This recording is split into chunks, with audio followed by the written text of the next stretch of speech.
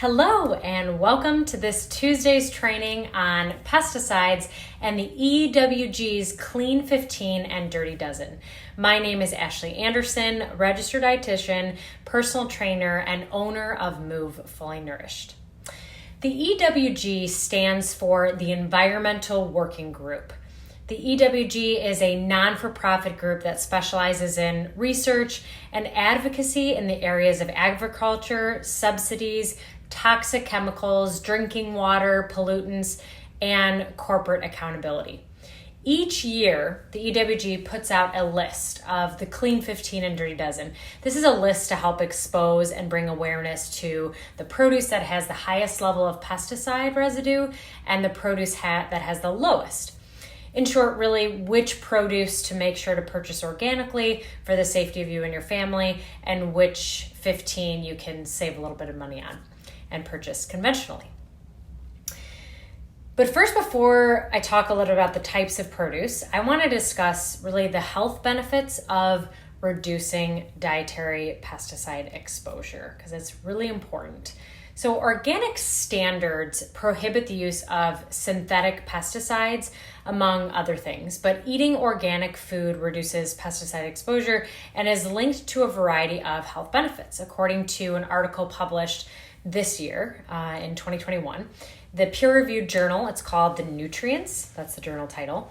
In 4 separate clinical trials, people who switched from conventionally grown to organic foods saw a rapid and dramatic reduction in their urinary pesticide concentrations, which was a marker of pesticide exposure.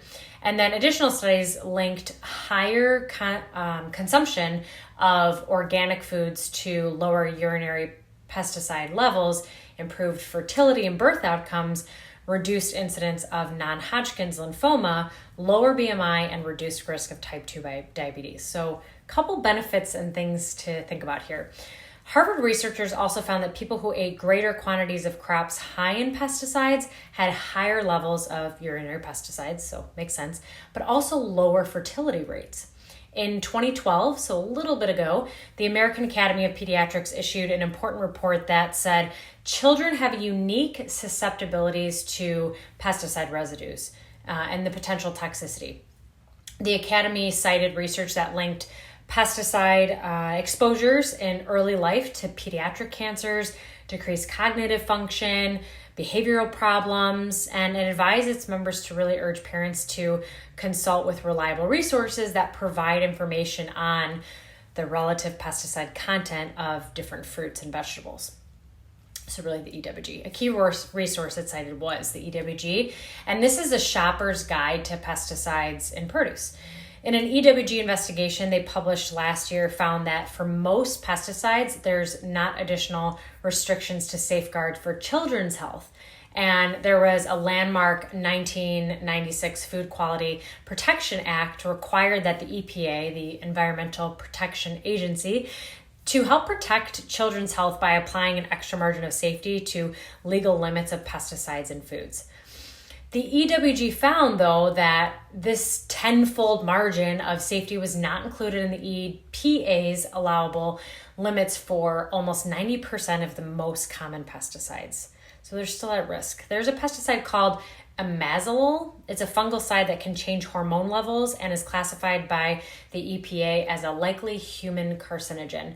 It was detected nearly in 90% of citrus samples and tested by the EWG in 2020, and over 95% of tangerine samples that were tested in the USDA in 2019. And kale remains in the 3rd spot on our Dirty Dozen list, which we'll find out later, and is now joined by collard and mustard greens as being among the produce items with the highest pesticide load.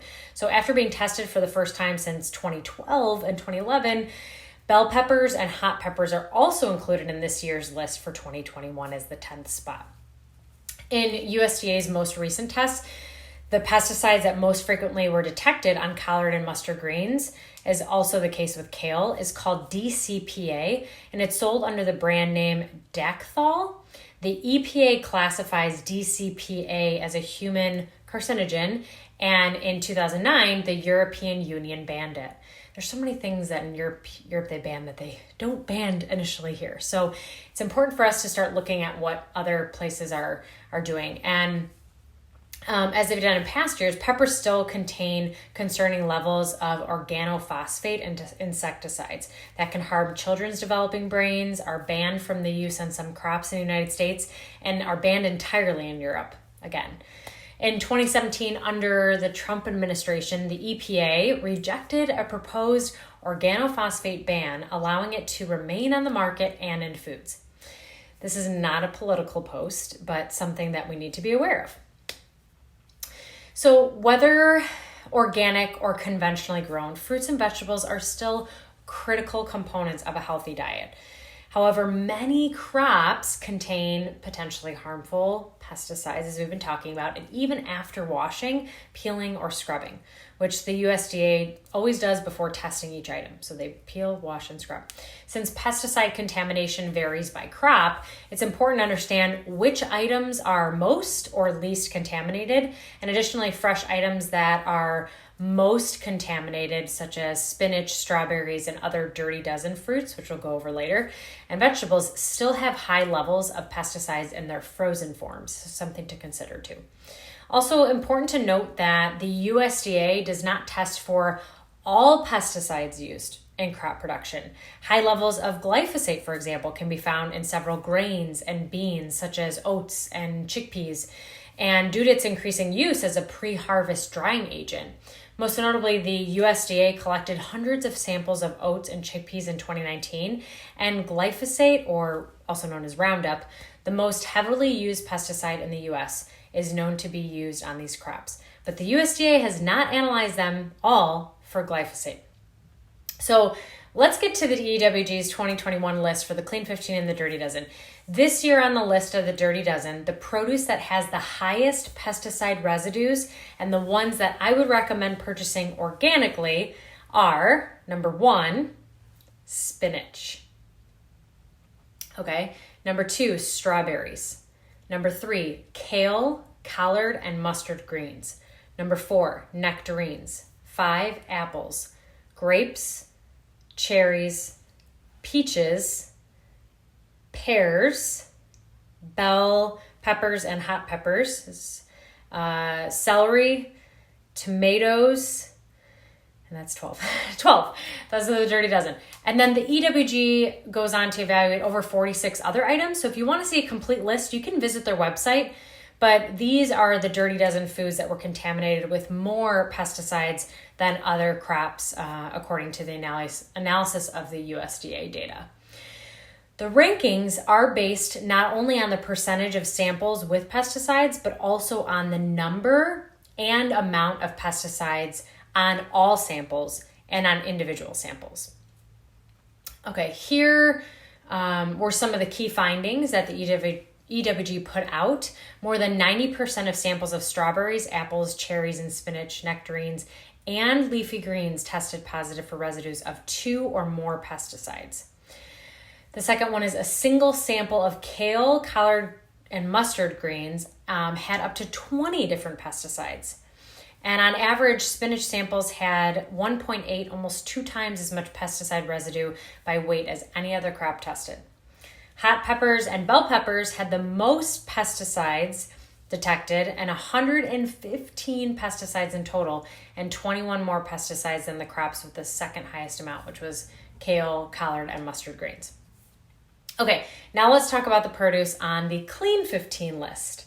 So the EWG's Clean 15 for this year, 2021, starts with avocados, sweet corn is number 2, pineapple at number 3, onions at 4, papaya at 5, sweet peas, frozen sweet peas, eggplant, asparagus, broccoli, cabbage, kiwi, and cauliflower is 12. Mushrooms, honeydew melon, and then the last one is cantaloupes. So those are the 15 on the Clean 15 list that had the lowest amount of pesticide residues. And according to the EWG's analysis of the most recent USDA data, a few of the key findings from what they found is that avocados and sweet corn were the cleanest, fewer than 2% of samples showed any detectable pesticides. The first 7 of the Clean 15 crops that I listed tested positive for 3 or fewer pesticides on any one given sample. And then almost 70% of Clean 15 fruit and vegetable samples had no pesticide residues. So that's pretty good data. Also, multiple pesticide residues are extremely rare on the Clean 15 vegetables. So only 8% of Clean 15 fruit and vegetable samples had 2 or more pesticides detected. You can see the full list of fruits and vegetables on the EWG's website. So let me know if you guys have any questions. This was your Tuesday training on the EWG's guide to the Clean 15 and the Dirty Dozen and purchasing some of your produce organically and some of your produce conventionally. Have a great Tuesday, everybody. Make it a great day.